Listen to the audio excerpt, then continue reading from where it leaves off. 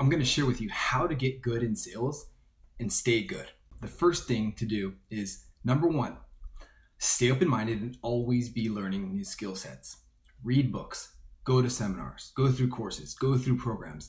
Always be learning new things because nothing in life stays the same. Everything in life is like a plant, right? Plant's either growing or it's dying.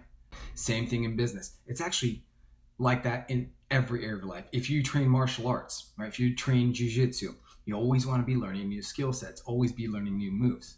Nothing stays the same, especially in business. If you look at your numbers over the last 2 or 3 months and you notice that it's a flat line, right? Everything is staying the same.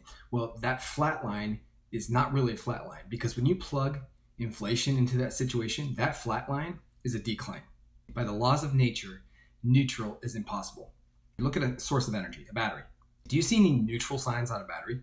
No, it's pretty straightforward, right? There's positive and negative. Same thing in business. In business, we're either going positive or going negative. We're either building an empire or tearing one down. So number one, stay open-minded and always be learning new skill sets. The second way that I know of to get good in sales and stay good is to hone your current skill sets. Hone your current skill sets. In other words, practice what we already know.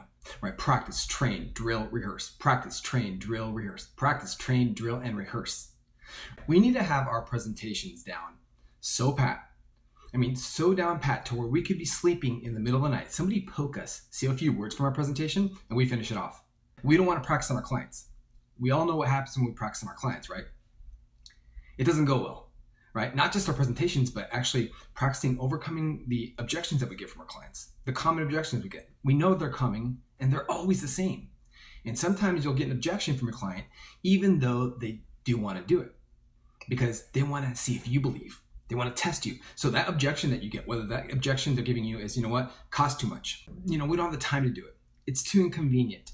We're going to put this on the table and come back in about 6 to 7 months to see what the economy does. Or better yet, I haven't seen my cousin in 20 years. I don't talk to him. I kind of don't like him, but he offers and sells the same things you do.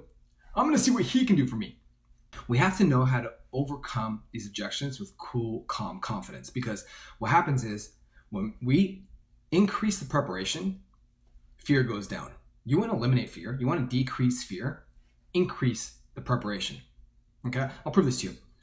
The largest organization on the planet, okay, to my knowledge, the largest organization on the face of the planet is the United States military. Now think about this.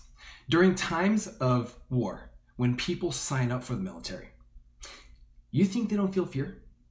No, they do feel fear. But what happens when they get into the military?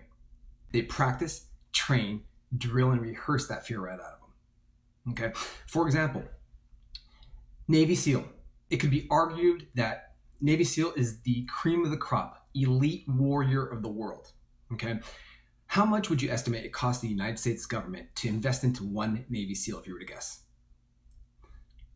Well, to my knowledge, from the research that I've done, it's about $1 million. On average, it costs our government $1 million to invest into one Navy SEAL. Be the Navy SEAL in what you do. Practice, train, drill, rehearse. So that's number two. The third way that I know of to get good in sales and stay good in sales is to find people operating at very high levels and surround ourselves with them, right? Get as close to these people as we can. Plug into the power that's already there. If you're on a sales team, if your office actually offers you training, plug into it, implement it. Take it seriously, commit to it.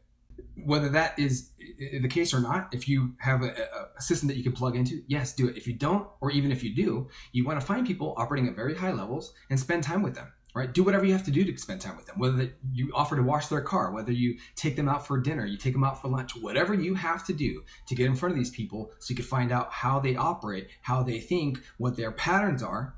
You'll then understand how to get the results that they get. And yes, we need industry-specific training, and we also need to go outside of our industry so we can find out what other people are doing in other industries, and we can take the best of the best and carry it forward in our own way. So, in summary, how to get good in sales and stay good is to, number one, stay open-minded and always be learning new skill sets. Number two, hone our current skill sets. Practice what we already know. Number three, find people operating at very high levels, spend time with them so you can find out what they're doing so you can start doing the same thing and getting the results that they get. All right, well, I hope that helps you out, and we'll see you next time.